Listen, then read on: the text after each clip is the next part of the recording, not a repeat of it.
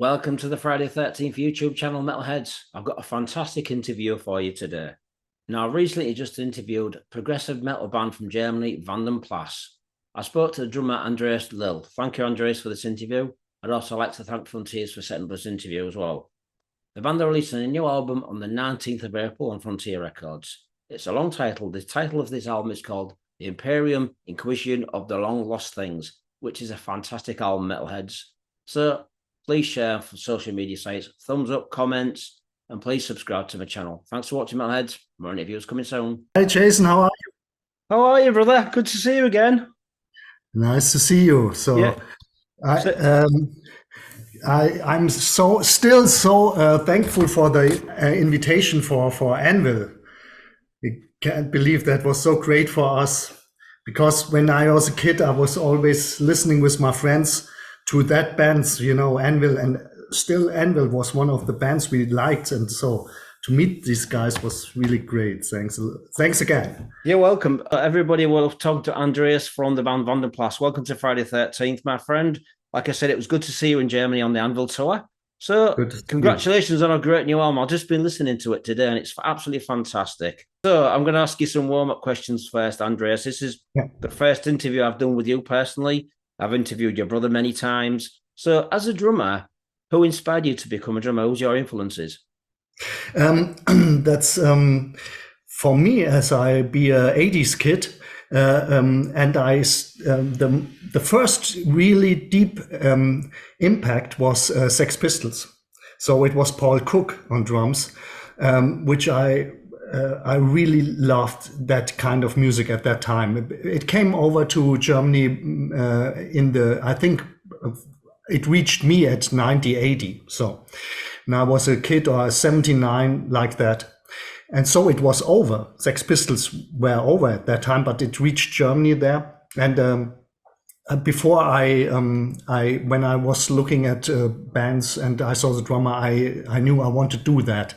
But that was the first band I really enjoyed to listen more to the drums. And then I switched over to Van Halen. Alex Van Halen's playing of the drums is really what I admire. It's always powerful. And it's different to how other drummers play. So you can hear him exactly after the first note. It's Alex Van Halen, and even more you could hear his brother Eddie. That's Eddie on guitar. So when I was listening to Michael Jackson, Beat It, I think it was Beat It. So I didn't know it, but I could say that's Eddie Van Halen playing for Michael Jackson.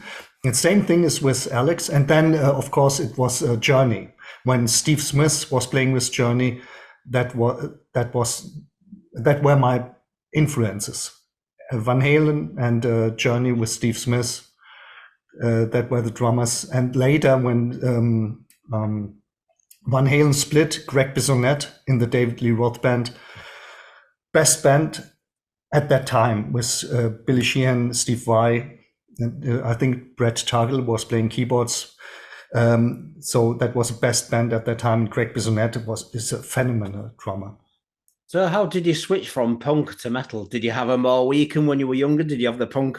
Did you wear the punk clothes and stuff? Yeah, I tried to, but I think it was really not that how you see a punk. I was wearing glasses, and I didn't have the hair to do some punk hair. And I grew up in a small village. Nobody knew about punk. Everybody just thought, why is he dressed so poor? I think I just looked poor, and I tried to act like a punk, but there was no punk scene, So my best friend and me, we liked that music, and so we did try to start a band. But as soon as I started playing gigs, we did play just rock music, really rock music.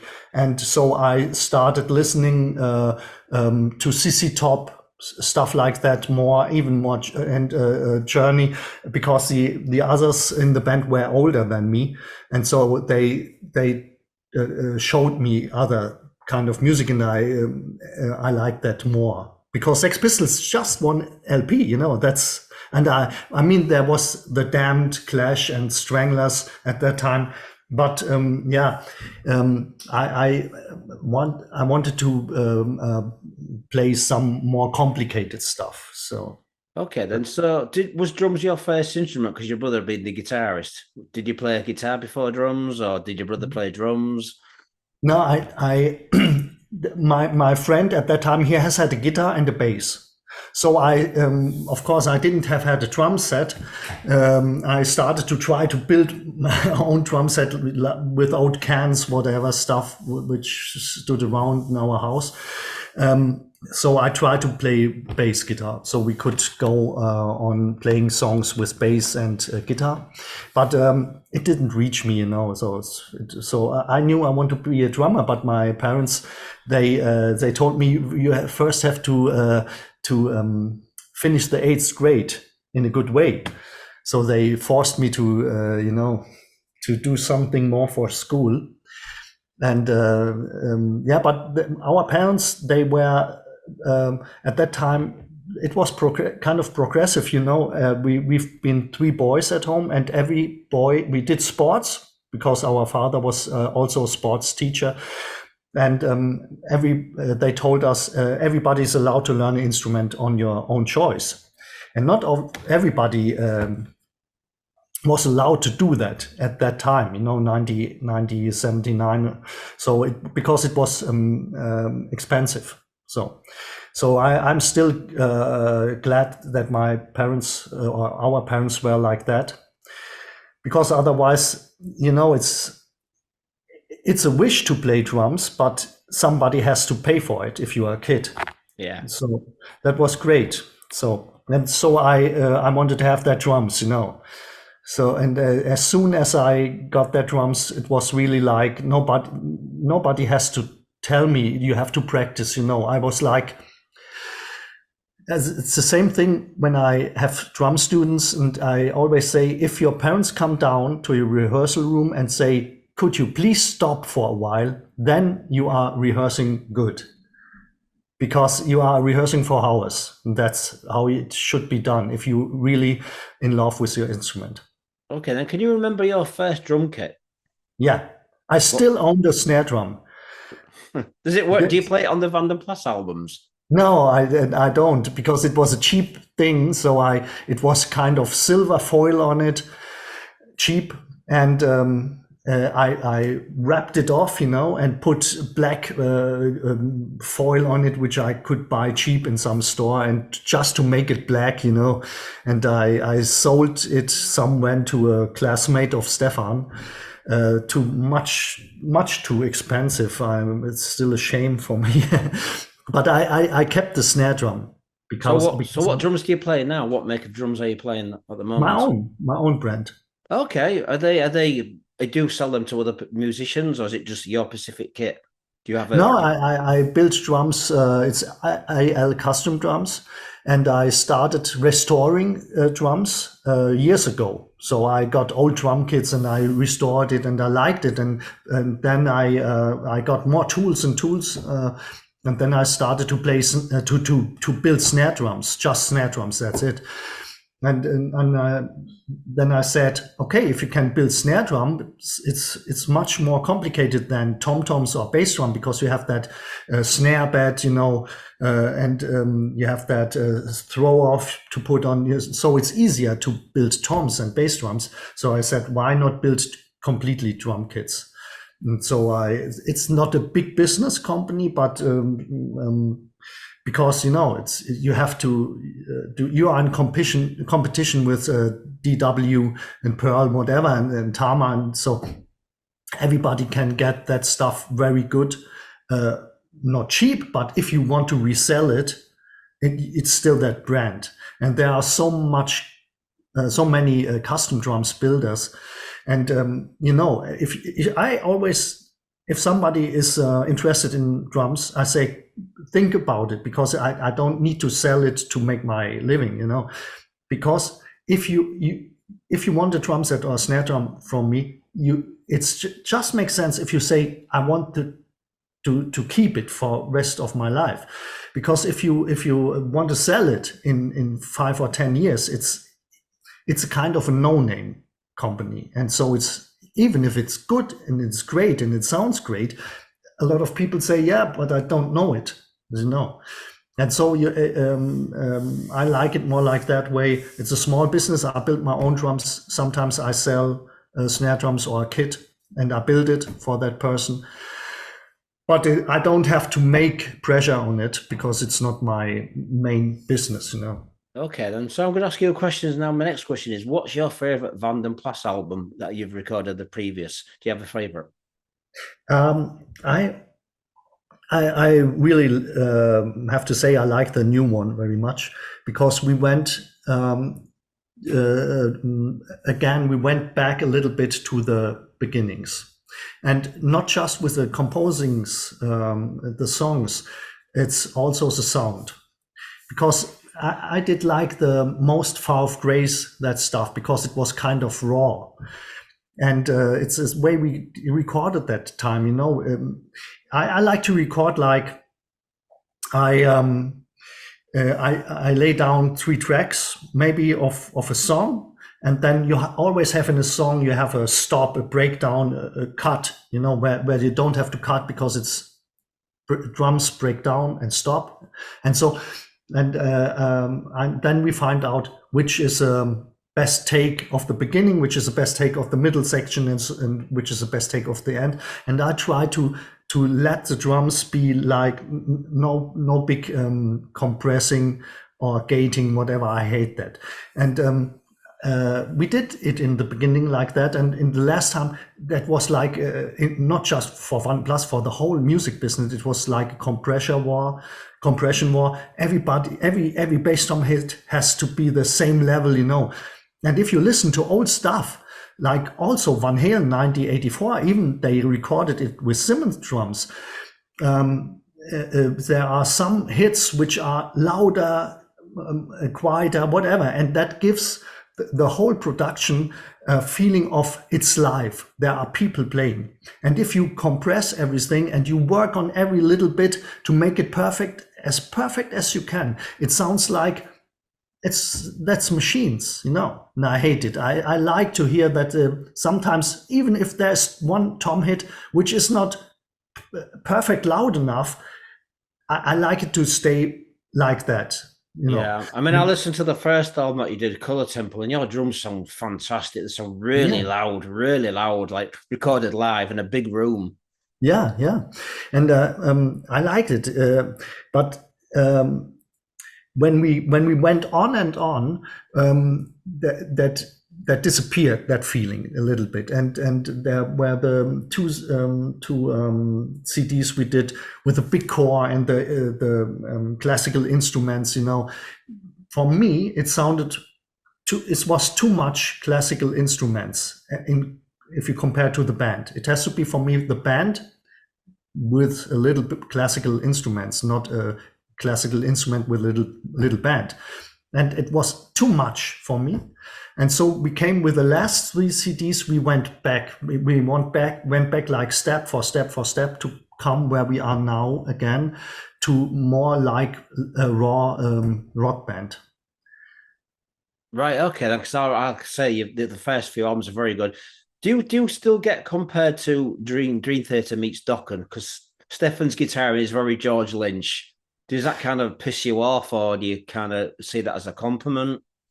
Yeah, I see it as a compliment, but we never thought about that. You know, Dream Theater is so great band, and I'm so thankful for that we've been able to tour with them for 6 weeks all over Europe in 98, I think, 98 and then 99.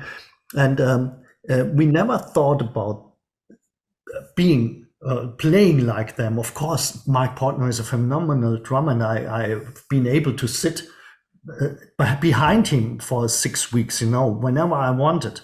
And but I think we've had the same influences, not just me and Mike, but I won't compare myself to Mike, but we have had the same influences like Rush, we heard to that band, and we started to make that music, and nobody believes that. Me personally, I never owned a Dream Theater CD. A lot of people think I have my, CDs, Dream Theater. Oh, let's listen what they do. I try to copy it. I never owned one. I own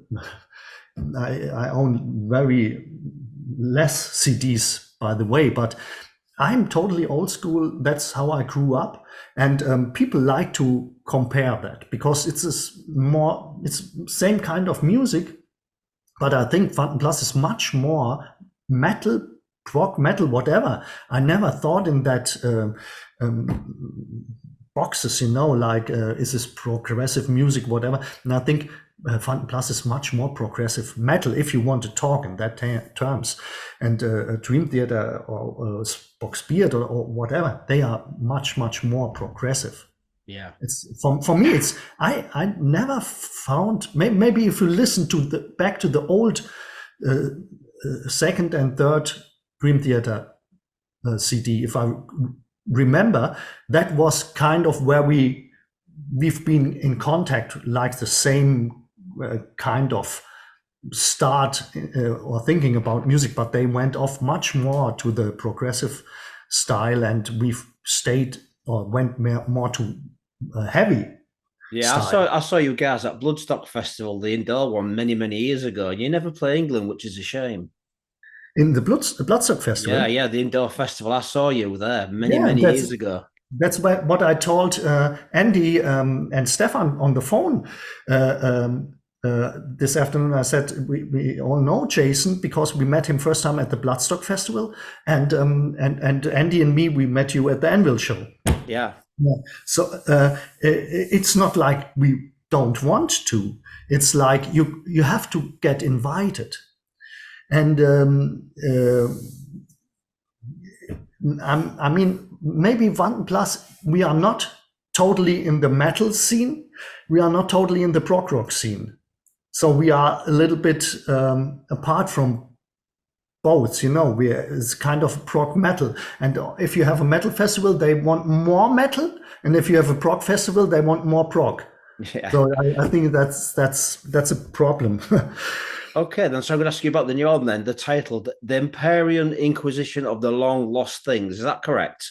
Yes, it's a very long title. So who came up with this title?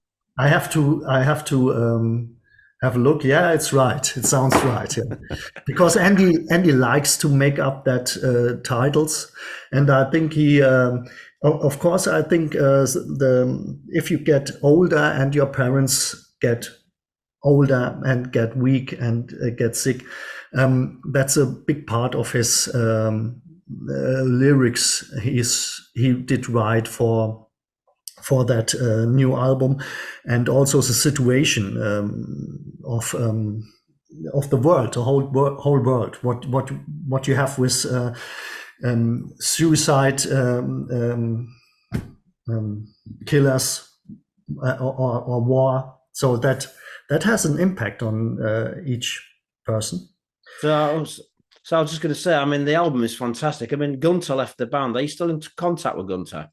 Yeah, sure. That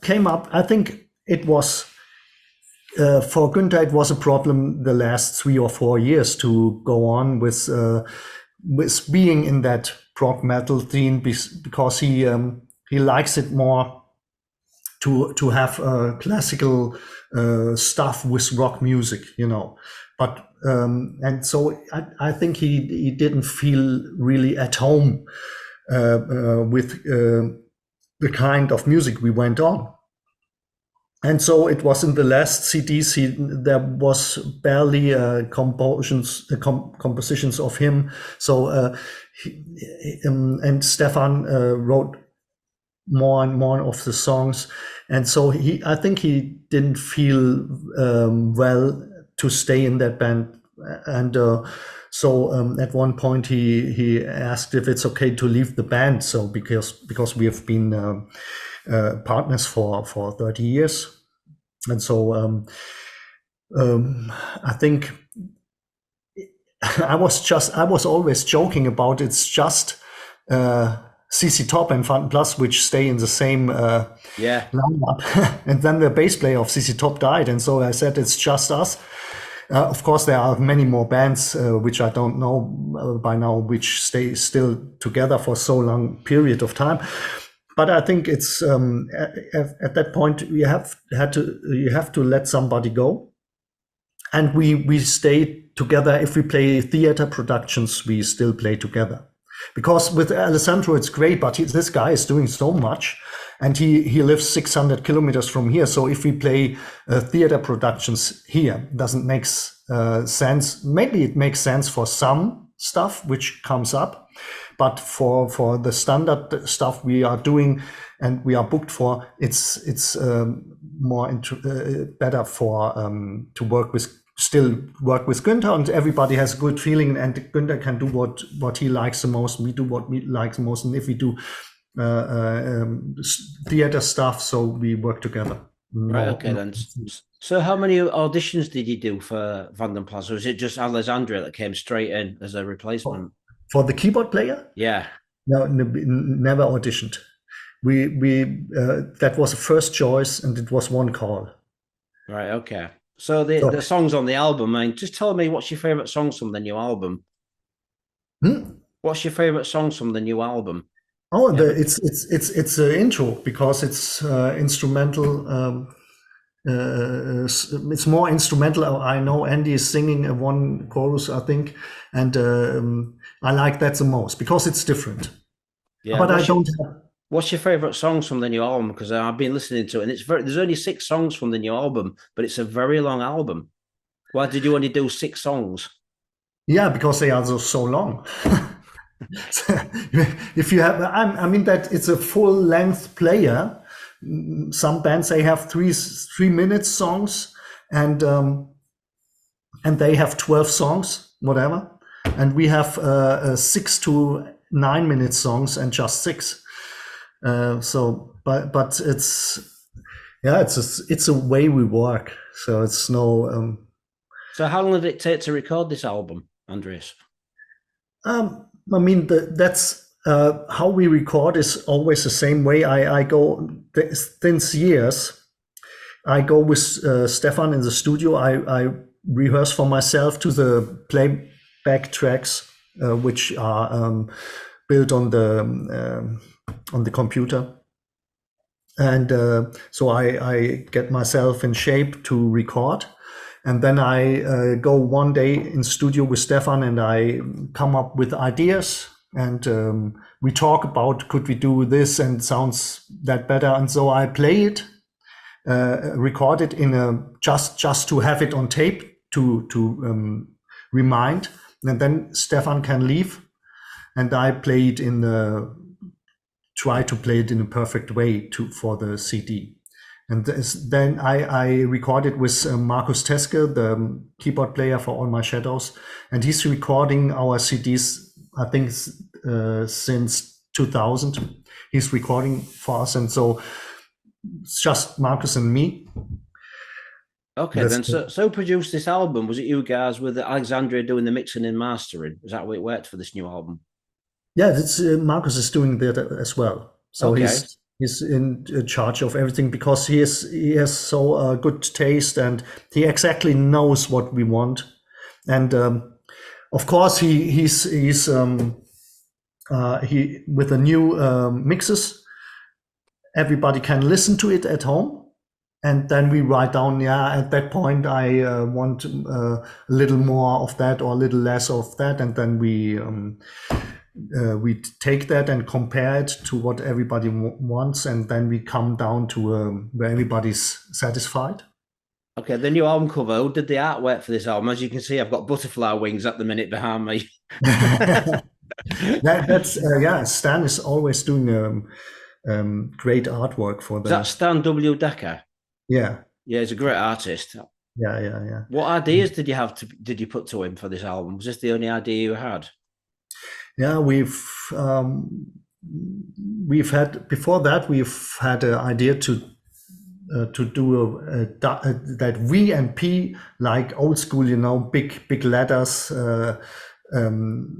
like Deep Purple had that once, like just the D and the P, and to make something out of it, or Van Halen, or even Hendrix has had it with a J and the H. So we tried to find something, but it didn't work out really well. So he came up with that wings. It's very Egyptian looking, isn't it? It's very Egyptian. The way it's been done. Is this the concept? Is it like an Egyptian concept album? This new album, would you say? No. It's not like a concept album this time, like a complete story from begin to end. It's again like we did it in the beginning, like the Color Temple and Far of Grace God thing. That's kind of different stories, alone standing stories, which connect at the end to a total story. But it's not like from the beginning to the end one stream story. Yeah, this is a fantastic album. I'm going to give this album 5 out of 5 when it's released, because I think it's fantastic. You guys have never done a bad album, like I said. I've always respected you guys as musicians. But are you guys going to be touring very soon this year? Because if you are, if you need a drum tech, I'm available. I know.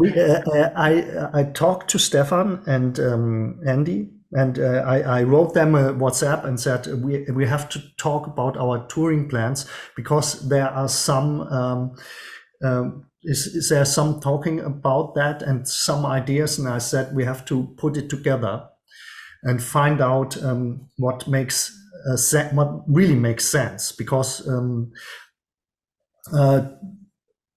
of Corona, we skipped our last tour. So, if we go on tour again, it has to be good. We have to really to plan it and find the time, and to make it really compact to a term of maybe 2 or 3 months, so that we don't divide it and we tour 3 dates there and then 2 months break. It makes it too complicated with Alessandro, and we have to talk about that at the weekend. So I told Stefan and Andy we have to really talk about that to find out what's the best way. But we want to tour, of course. If you don't tour, you're not a band. You are a project. If you are a band, you have to go out and play. There's when we started Vanden Plas, there's when I read in the internet about Vanden Plas, there's so many wrong stuff when we started playing and how the band came together. There's dates with if you have 2 more minutes, I can tell you exclusively like it really was, because even in Wikipedia it's wrong. Okay. It was when I started playing drums. My older brother, he has had schoolmates which were 1 year older than him, and so they were about 3 or 4 years older than me, and they have had a band which still existed, and they have had a drummer, but he was really on drugs most of the time, so he was not showing off for rehearsals, and even if he showed off for the rehearsal, he was stoned, kind of that. And at a party of my 16 years of my brother, when he became 16 years, birthday party, they saw their drum set. They asked, "Is your little brother playing drums?" And said yes. So they invited me for rehearsal to like audition. That's the only audition I ever made. And of course, they told the other drummer, "We don't rehearse today," but he showed off, and it was a bad situation.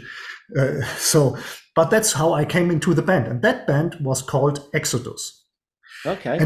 And it was in '81, because I was just playing drums for 1 year.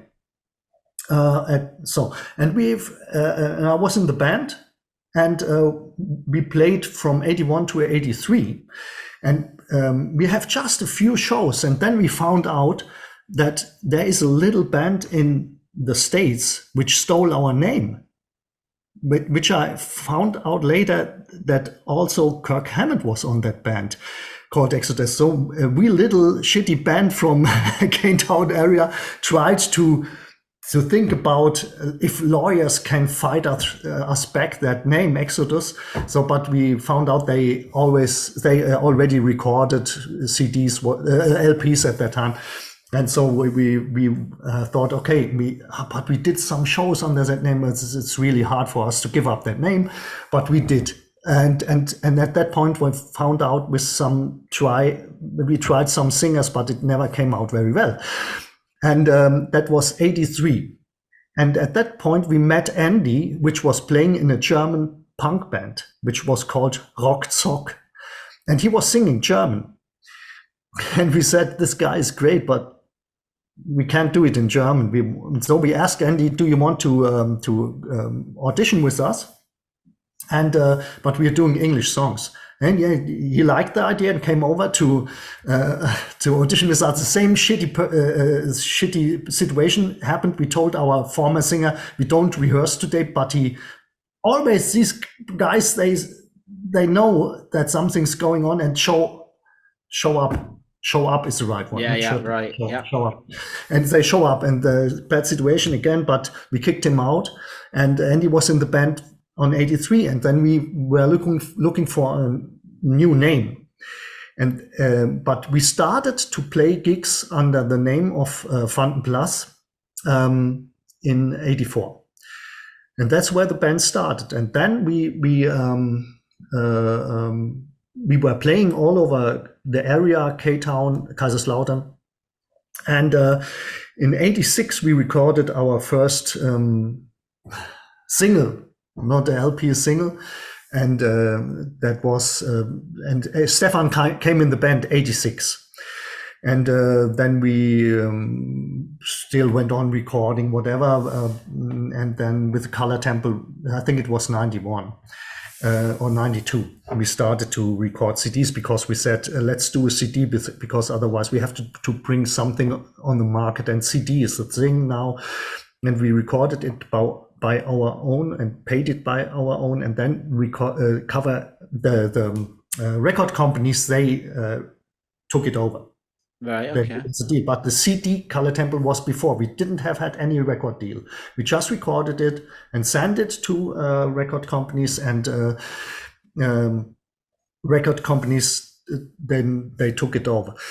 And at that point, it was 89 Günther came in the band, and 91 Thorsten came in the band. That's when we recorded Color Temple. But a lot of people think that's when Vanden Plas started, but we started 6 or 7 years before with another keyboard player, another bass player. And that's when, all the years, Stefan, Andy, and me, if you look behind the name and the band, you run a company, you run a brand. And that's always, if there's some extra work, it's always have been Stefan, Andy, and me, which runs the company, And so there's so much work to do, beside being a musician, being a band, to book a tour, to rebuild a rehearsal room and whatever, to take care of the merch. And so that's why I always said I talked to Stefan and Andy this afternoon, because you run really a company. And that's since 80. Yeah, Stefan came to the band 86, okay, because he was a younger brother of me, and he started playing guitar. But and 86 we kicked out the former guitar player, and so Stefan was able to join the band. Okay, then. So I'm going to ask you. I'm going to say to you, I want to thank you for doing this interview, Andreas. Do you have anything to say to the people watching this on YouTube? Again, I didn't get it. I'd like to thank you for doing this interview. Do you have anything to say to the people on YouTube watching this? I really, I'm thankful for that. Still over these decades, which is it's about 40 years now, Vanden Plas exists. That there are still people out there which like to listen to our music. and which hopefully show up at our live gigs when we go on tour end of this year or beginning of 25. And I hope to see a lot of you guys on tour. And I need a drum tech, as you said. Enjoy your weekend and please say hello to the guys. Much love and respect to you, Andreas, and I'll see you on the Anvil tour. Thanks. Cheers, brother. Thank you. Bye. Take care. Bye-bye. Thank you.